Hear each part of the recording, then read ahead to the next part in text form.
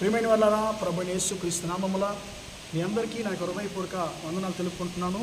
ఇప్పుడు మనము శ్రీలంకలో సముద్రంలో దోణిలో ప్రయాణం చేసి సముద్రం మధ్య ఉన్నటువంటి ఒక చెరసాలకు వచ్చున్నాము. అంటే అండమాన్ మనకు బాగా తెలుసు. అండమాన్లో ఒక కాలంలో చెరసాలు ఉన్నది. అలాంటి చెరసాలు ఇది. చుట్టూ కూడా అంతా కూడా జైలు, అంటే ఖైదీలో వేయబడినటువంటి చెరసాలు చుట్టూ కదండి. ఇదంతా కూడా మొత్తం టోటల్గా జైలే. ఇది మొత్తం ఇక్కడ నుండి మీతో దేవుని యొక్క వాక్యాన్ని నేను పంచుకోవడానికి దేవుడు నాకు ఇచ్చినటువంటి మంచి అవకాశాన్ని బట్టి నేను దేవుని స్తుతిస్తున్నాను. కొంచెం ఇక్కడ ఈ స్థలంలో నుండి నేను దేవుని యొక్క వాక్యాన్ని నేను పంచుకోవడంలో నేను చాలా సంతోషపడుతున్నాను.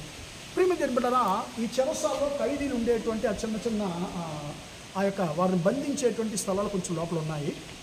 ఇది చూసినప్పుడు నాకు అపోస్తల కార్యము 16వ అధ్యాయము నాకు జ్ఞాపకం వచ్చిందండి. ఎందుకంటే చెరసాలలో ఉన్నటువంటి ఒక ఇద్దరిని గురించి అక్కడ పరిశుద్ధ గ్రంథం మనతో మాట్లాడుతుంది. ఎవరంటే పౌలు, శీల అనేటువంటి ఇద్దరిని గురించి మనం అక్కడ చూస్తాం. ప్రియమైన వారు బాగా కొట్టబడుతున్నారు. ఎందుకంటే యేసుక్రీస్తు గురించి వారు ఉపదేశించినందుకు, ప్రకటించినందుకు వారు ఎక్కువగా కొట్టబడుతున్నారు. వారిని బాగా కొట్టి వారిని చెరసాల్లో బంధిస్తున్నారు. అర్ధరాత్రి వేళలో పౌలు, శీలలు ప్రార్థించి దేవుని స్తుతించి పాడారు. అప్పుడు ప్రియులారా, సడన్గా అకస్మాత్తుగా ఆ యొక్క కట్లు సంఖ్యలు ఊడిపోయాయి. ఆ తలుపులంతా కూడా తెరవబడ్డాయి. చెరసాల పునాదులు కదలించబడ్డాయి అనేటువంటి దాన్ని మనం చదువుతున్నాం. ప్రియమైన బిడ్డలారా, వారిని చెరసాల బంధించలేకపోయింది. వారిని ఆ యొక్క సంఖ్యలను బంధించలేకపోయాయి. ప్రియమైన సంఖ్యలను బంధించిన, చెరసాల బంధించిన వారి ప్రార్థనను, స్తుతిని ఏవి కూడా ఆపలేకపోయాయి. ప్రియమైన బిడ్డలారా, ప్రార్థించే వ్యక్తి, స్తుతించే వ్యక్తి చెరసాలను జయించగలడు. ప్రార్థించే వ్యక్తి, స్తుతించే వ్యక్తి బంధకాలను, సంఖ్యలను అతడు జయించగలడు అనేటువంటి దాన్ని వారి ద్వారా మనం తెలుసుకుంటున్నాం. ప్రియమైన బిడ్డలారా, మన జీవితంలో సమస్యలు వచ్చినప్పుడు, సమస్యలు మనం బంధించి వేసినప్పుడు మనం ఎలాగున్నామండి? మన ప్రార్థన ఎలాగుంది? ప్రియమైన బిడ్డలారా, మన ప్రార్థన ఆగిపోతుందా? మన స్తుతి ఆగిపోతుందా అనేటువంటి దాన్ని మనం ఆలోచించాలి. పౌలు, శీలలు చెరసాలను చూసి, సంఖ్యలను చూసి వారు భయపడలేదు. వారి ప్రార్థనను, స్తుతిని ఆపివేయలేదు. పిల్లరా, వారు చెరసాల మధ్యలో కూడా వారు దేవుని స్తుతించారు కాబట్టి వారు సమస్తాన్ని జయించగలిగారు. ఆ శ్రమలంతా కూడా చివరిగా ఎక్కడొచ్చి ముగిస్తున్నాయంటే, ఆ చెరసాల నాయకుడు, ఏ చెరసాల నాయకుడైతే వారిని బంధించాడో, ఏ చెరసాల నాయకుడైతే వారిని హింసించాడో, ఆ చెరసాల నాయకుడు రక్షణలో అది ముగించబడుతుంది.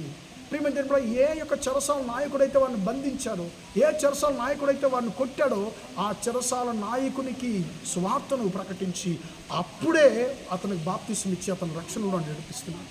ప్రియమైన బిడ్డలారా, మన జీవితంలో మనం ఎలాంటి పరిస్థితుల్లో కూడా ప్రార్థనను, స్తుతిని విడిచిపెట్టకూడదు. ఆ ప్రార్థనను, స్తుతి మన జీవితంలో ఉన్నట్లయితే మనం సమస్తాన్ని జయించగలమని చెప్పి దేవుడు మనతో మాట్లాడుతున్నాడు. ప్రార్థన చేద్దాము. ప్రేమగల మా తండ్రి, దయగల దేవా, ఇంతవరకు తండ్రి యొక్క మాటలు విన్న నీ బిడ్డలు మీరు దీవించండి, ఆశీర్వదించండి అయ్యా. పౌలు, శీలలు తండ్రి చెరసాలలో కూడా తండ్రి వారి స్తుతిని, ప్రార్థన వదిలిపెట్టలేదయ్యా. తండ్రి మా యొక్క సహోదరులకు జీవితంలో కూడా తండ్రి వారు ప్రార్థన, స్తుతిని తండ్రి వదిలిపెట్టకుండా తండ్రి అయ్యా స్తోత్రం, కఠినమైన పరిస్థితుల్లో కూడా తండ్రి వారు ప్రార్థించడానికి కృప దయచేయండి అయ్యా స్తోత్రం. మా జీవితంలో చెరసాల అనుభవం మాకు వచ్చినప్పుడు తండ్రి మేము సమస్యలు పోకుండా, ప్రార్థన వదిలిపెట్టకుండా, స్థుతిని వదిలిపెట్టకుండా తండ్రి ప్రార్థన ద్వారా, స్థుతి ద్వారా తండ్రి మేము సమస్తాన్ని జయించగలిగే కృపను దయచేయమని ప్రార్థిస్తున్నాను.